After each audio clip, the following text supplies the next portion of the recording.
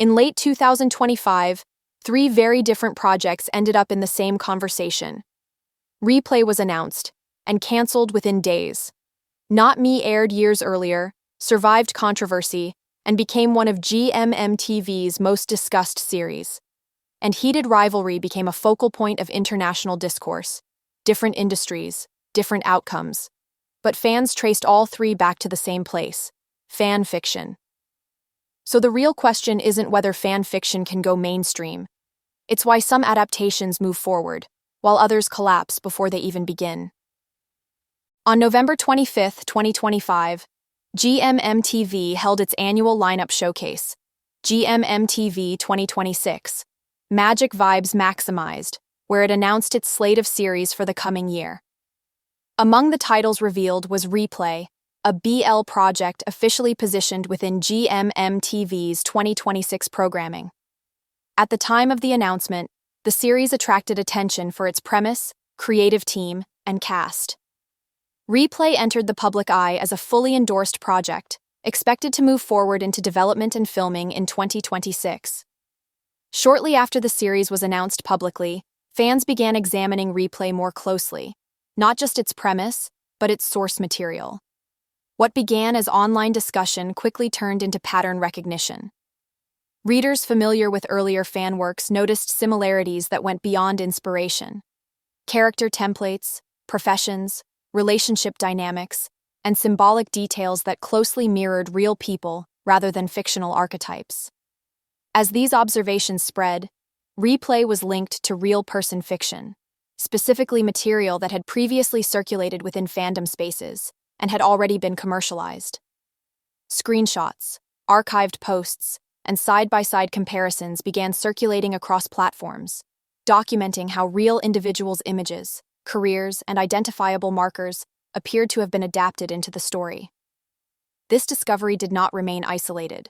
Thai fans, Chinese fans, and international fans rapidly cross-shared documentation, turning what could have remained a niche concern into a cross-border issue within hours. At that point, the framing shifted. This was no longer about taste, shipping, or fan discomfort. It was about the commercial use of real people as narrative templates.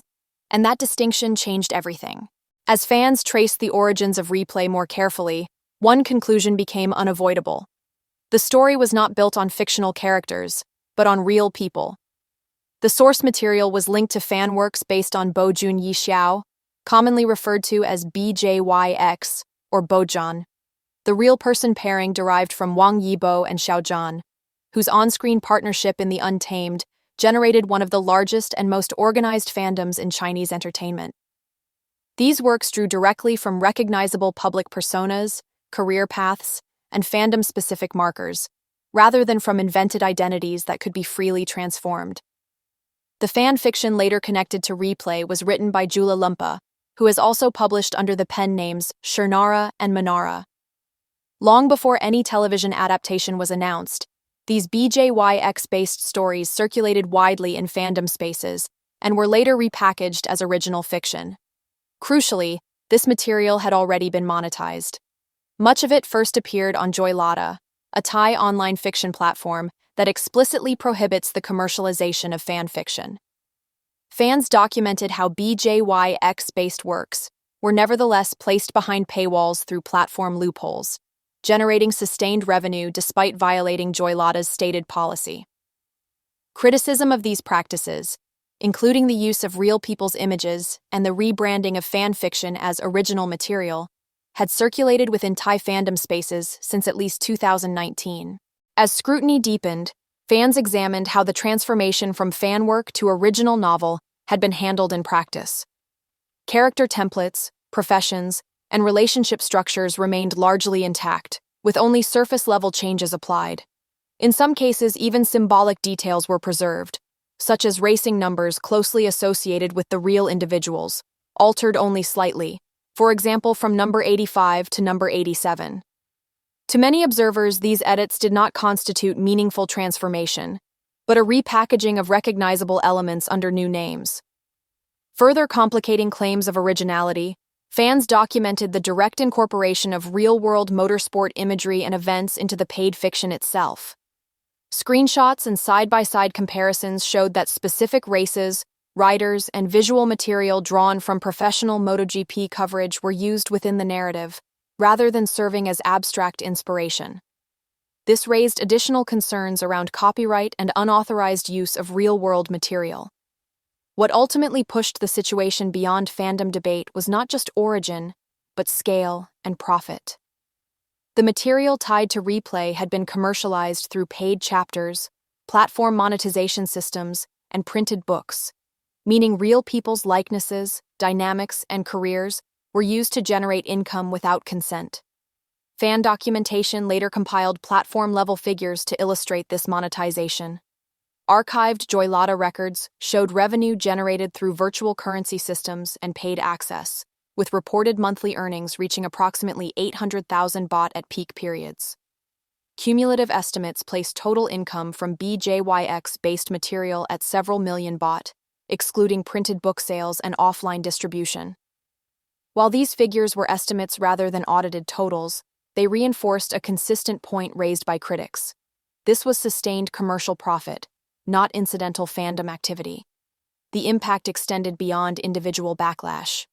Within Thai fandom spaces, the controversy is frequently described as one of Joylada's most severe platform crises, associated with loss of reader trust, user departures, and long-term reputational damage. For many, this case became a cautionary example of what happens when real-person fanfiction is monetized and legitimized without meaningful safeguards. The concern intensified when images circulated showing the writer presenting these BJYX-based works to industry figures as professional credentials, citing view counts, rankings, and monetized success as proof of creative merit.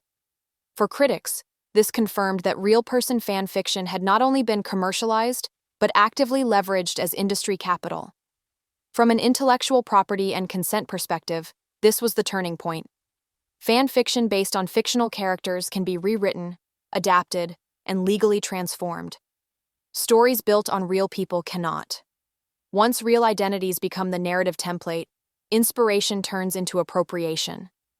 When replay moved from fandom space into a planned television adaptation, the issue expanded beyond fan ethics. It became a commercial and legal risk, not just for the author, but for any company adapting the work. That is why replay crossed a line others had not. Not because it came from fandom, but because it carried real people, real profit, and unresolved consent into a commercial space. Once the concerns reached GMMTV, the situation moved quickly. Online reactions, particularly from Chinese-language fandom spaces, reflected sustained and organized pressure focused on the source material rather than the cast. Early discussions emphasized the need for GMMTV to acknowledge the issue and decide on a solution while the project was still in its pilot stage, with many fans expressing concern that silence could later escalate into broader backlash and place the actors involved at risk of being dragged into controversy. As attention intensified, the focus shifted from documentation to accountability, creating mounting pressure for GMMTV to act before the situation escalated further. By November 28, following sustained public feedback, GMMTV had reviewed the issues surrounding replay and mutually agreed with the writer and relevant stakeholders to terminate the project. For many observers, the speed of the decision was telling. This was not treated as a creative disagreement or a fandom dispute that could be resolved through clarification. It was handled as a risk that could not be carried forward. After the project was terminated, many of these same spaces framed the outcome as the result of collective action, thanking those who documented the issue and raised concerns before the situation could escalate further. Across fandom spaces, it was also noted that GMMTV's response extended beyond a single fandom, with multiple fan communities coordinating around the same concerns and framing the outcome as a shared effort to protect artists rather than an attack on fan culture itself. New Thidapum later addressed the cancellation, confirming that the cast had not been aware of the underlying issues at the time of the announcement. He stated that the project had been presented to them as a legitimate series with an interesting script and a strong creative team, and that the decision to cancel came from higher-level discussions, not from within the production itself.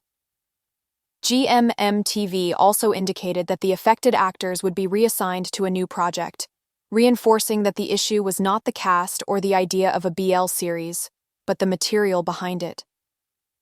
Replay did not collapse slowly. It was removed decisively. The project moved from public announcement to cancellation in a matter of days, marking a clear boundary. Once real person-based, monetized material entered the frame, continuing was no longer worth the cost. That outcome sets up the larger question this video is asking. Because Replay was not the first fanfiction-adjacent work GPkP had been linked to. So why did this one end here, while others didn't? When Replay was cancelled, many Thai fans immediately referenced an earlier GPkP project, Not Me, 2021.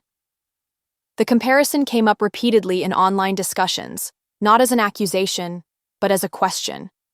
This was not the first time GPkP had faced concerns about a series linked to fanfiction. So why had Not Me moved forward, while Replay did not? At the time Not Me was announced, the series was presented as a political action drama with social commentary, not as a fandom-driven adaptation. For many viewers, there was no immediate awareness that the original novel had fanfiction origins at all. That changed only after the series began airing. As early episodes were released, parts of the fandom, particularly Korean and Thai fans, identified that the novel Not Me, written by Saisyu, also known as Demza, had originated years earlier as fan fiction associated with Mark Bam, a fan-shipping label referring to Mark Twan and Bam Bam, members of the South Korean boy group GOT7. The story had first circulated online in 2015 as real person fiction, before later being adapted into ebook and printed editions with all direct references removed and presented as an original novel. The hashtag #BanNotMe trended at #1, reflecting concern that a work rooted in idol fan fiction had been adapted into a mainstream television series. At the time, as criticism intensified, some fans went further, calling for public apologies, admissions of fault, and the removal of fan fiction-derived works from commercial circulation. Much of this backlash was framed in ethical terms, with fans arguing that fan fiction becomes exploitative when it enters commercial space, is rebranded as original, or detached from consent. Fans argued that the controversy was not limited to the story itself, but to how the novel was visually framed and promoted. They pointed to the author's use of recognizable idol imagery and to her own acknowledgments that the work gained attention through idol association, which made later claims of separation difficult to accept. Some fans also cited archived comments in which the author herself casually acknowledged earlier GOT7 fanfiction pairings and described later work as a new universe, reinforcing the view that idol-based associations were known and not incidental. At the same time, several Thai fans posted clarifications urging others not to escalate the situation. These posts stressed that the hashtag was not aimed at the actors, was not a call for cancellation, and was not an attack on artists. The stated goal was transparency and early accountability, encouraging GPkP and the writer to clarify the adaptation process before confusion and backlash spread further. Unlike Replay, where prior monetization and profit history became central, the backlash here focused on origin and transparency. The author later issued a personal defense denying intentional idol-based writing, but this did not resolve the backlash, as fans argued the issue lay in promotion, framing, and prior association rather than authorial intent. In response to the concerns raised by fans, director Anucha Bunyawatana, often called Nuchi, issued a public statement on December 16, 2021, acknowledging the concerns and apologizing for not addressing them earlier. More importantly, she outlined how the adaptation process had fundamentally separated the series from the source material. Her statement positioned the response as a creative decision led by the production team, with the director herself taking responsibility for setting clear boundaries between the series and its fan fiction origins. She also framed the situation as a broader ethical case study, noting that fan fiction adaptations raise real moral questions, and that clearer standards are needed across creators, studios, and fandoms. According to Nushi, while the core premise of twins and an assault investigation remained, the plot structure, character relationships, themes, and motivations were entirely rewritten. Political issues, including systemic injustice, state violence, and youth resistance, were introduced by the production team and were not present in the original fan work. Character identities were rebuilt to reflect broader social realities rather than idle personas, and the story was positioned as a fictional reflection of contemporary Thai society, not a reimagining of real people. That separation is where the line was drawn. While the novel's early fan fiction history was acknowledged, there was no evidence that the television adaptation relied on real idols' public images, careers, or identifiable personal markers. The characters were not traceable to GOT7 as individuals, and the series did not carry forward fandom-specific symbolism tied to real people. The situation still drew criticism, and many fans argued that the response came too late.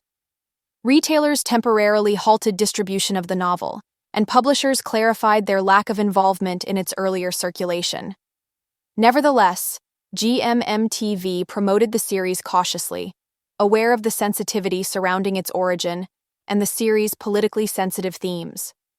But the project was not cancelled. Not Me completed its broadcast, received critical attention for its political ambition, and avoided escalation into a cross-border fandom conflict. Importantly, the backlash did not expand into questions of consent, real person monetization, or ongoing commercial exploitation. In retrospect, this is why Not Me is remembered differently. The series did not succeed because it came from fan fiction. It succeeded because the adaptation cut its dependency on real people.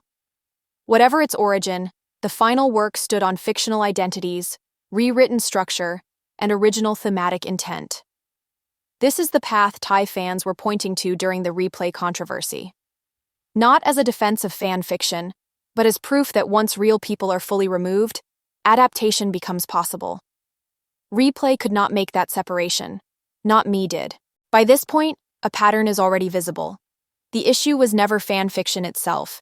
It was what remained inside the work once it moved toward commercial space. In fandom, not all fan fiction functions the same way, and the industry treats it differently for that reason. Two categories matter here: alternate universe and real person fiction. Alternate universe, or AU, uses familiar dynamics as a starting point, but reshapes them into fictional identities. Names change, contexts change, characters stop being people and become stories. Once that separation is complete, the work becomes flexible, creatively, legally, and commercially. Real person fiction works differently. RPF draws directly from real individuals, their public images, careers, or lived identities.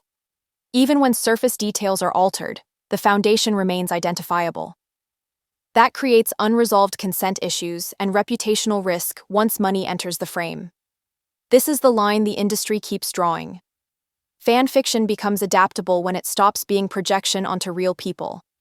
It becomes a liability when real identities remain embedded as a work moves toward monetization and adaptation. With that distinction in place, the outcomes stop looking inconsistent and start following the same logic. And that brings us to the third case.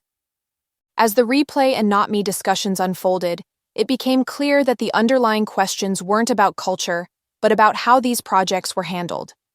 Fan fiction adjacent pipelines, adaptation ethics, and questions of consent have surfaced across multiple industries, including Western publishing and television.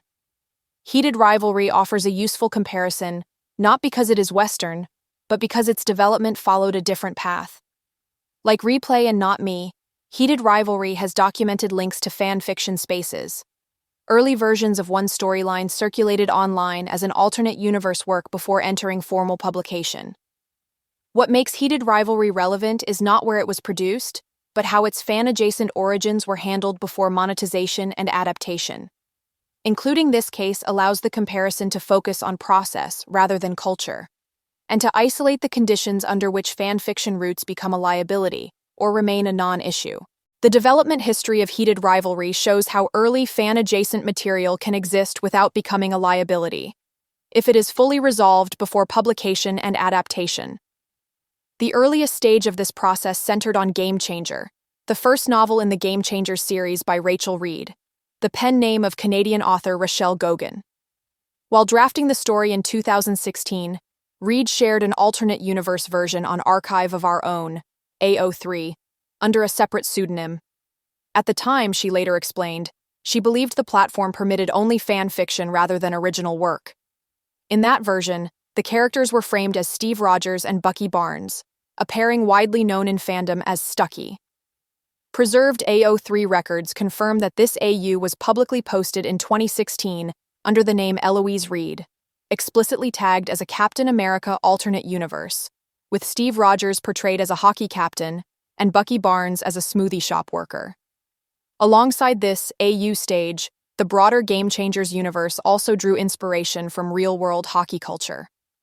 Rachel Reed has openly acknowledged that elements of Heated Rivalry, which centers on rival players Shane Hollander and Ilya Rozanov, were influenced by high-profile NHL rivalries, particularly the long-standing competitive dynamic between Sidney Crosby and Alex Ovechkin. These references functioned as thematic touchstones, not character templates. Scott Hunter's early characterization as a principled All-American team captain led some readers to draw comparisons to Captain America, a resemblance Reed herself later acknowledged as reflective of common romance archetypes during that period, rather than intentional character mapping. Once Heated Rivalry began airing, some viewers also pointed to visual breadcrumbs in Episode 3, including costuming, framing, and recurring imagery, that they interpreted as echoes of Captain America aesthetics. These readings, however, remain interpretive and were never confirmed by the creators. What matters is what did not carry forward. Before entering traditional publishing, the AO3 alternate universe version was removed. All Marvel identifiers were stripped out, and Game Changer was published as original fiction with original characters, original identities, and clear rights ownership. By the time the work entered commercial circulation, and later adaptation, it no longer relied on existing intellectual property, fictional or real. Although inspiration from hockey culture remained, those influences stayed abstract. The characters functioned as composites rather than traceable representations, and no identifiable individual's image, career, or public persona served as the foundation of the narrative. Unlike cases where fan fiction origins were obscured or denied, Heated Rivalry's development history was later discussed openly in interviews and industry coverage. Its trajectory, from fan-adjacent online spaces to publishing to television, was treated as a legitimate creative pipeline, not a risk that required retroactive damage control. Placed alongside Replay and Not Me, Heated Rivalry clarifies the actual rule at work. This was never about whether fan fiction itself is legitimate, creative, or culturally valuable. Fan fiction to mainstream pipelines exist across industries and regions, and they are not unusual. What determines the outcome is what remains embedded in the material once money enters the frame. Replay failed because real people, prior monetization, and unresolved consent stayed inside the work as it moved toward adaptation. Not Me survived because the production actively severed its dependence on real individuals before the series was positioned commercially. Heated Rivalry succeeded because any fan fiction elements exited the process entirely before publication and adaptation began. The pattern is consistent. Fan fiction can be a starting point.